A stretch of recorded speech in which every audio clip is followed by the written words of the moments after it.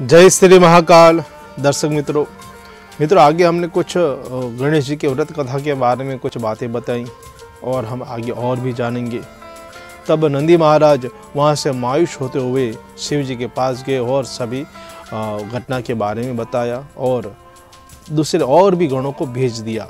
श्रृंगी है, भृंगी है, उन सभी को वहाँ पे भेज दिया शिव जी ने। और श्रृंगी और भृंगी को भी गणेश जी ने उस बालक ने रोका और कहा कि आपको जो भी काम है मुझे बताइए, मैं आपका काम कर दूंगा, लेकिन आपको अंदर जाने की कोई अनुमति नहीं है।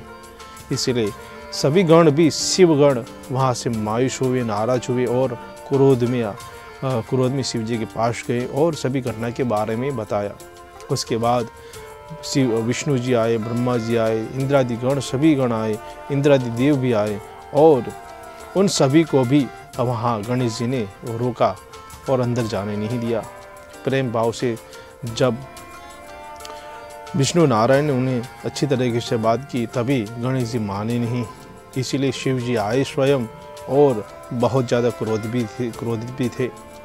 उनको पता चला कि नारायण की अवहेलना की है, नारायण की आज्ञा का जो पालन नहीं हुआ है, इसलिए वो भी ज़्यादा क्रोधित हुए और वहाँ पे क्रोधित आए और उनसे बातें भी की।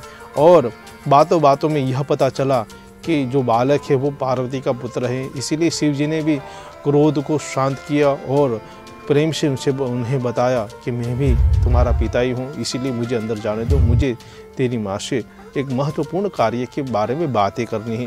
तभी गणेश जी ने उनको भी, शिव जी को भी रोका और कहा कि आप जो भी हो, मेरे लिए तो आप एक पुरुष भी हैं, इसलिए आपको अंदर जाने की अनुमति नहीं है। इसलिए तब शिव जी क्रोध में आए और गणेश जी का वध किया। त्रिशूल से किया हुआ वध गणेश जी की मृत्यु हुई। और उसी समय में माता पार्वती माता पार्वती अपने कक्ष से बाहर आए और यह दृश्य देखा तो वो बहुत ही ज़्यादा क्रोध में आई और यहाँ पे दाहिने पैर से जहाँ वज्र का भूमि पर प्रहार करते हैं तो उसी प्रहार से उनके स्वरूप में से, उनके जो अंग में से 9 दुर्गा की उत्पत्ति हुई। उस 9 दुर्गा में से 10 महाविद्याओं की उत्पत्ति हुई और उस 10 महाविद्याओं में से 64 जोगणियों की भी उत्पत्ति हुई।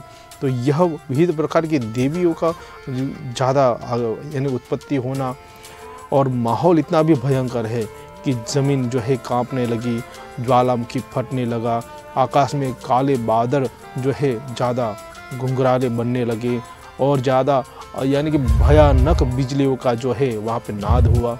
यह दृश्य देखते हुए सभी देवी देवताएं वहाँ पे जो है डरने लगे, भयभीत होने लगे और कंपित होने लगे कि अब क्या होगा।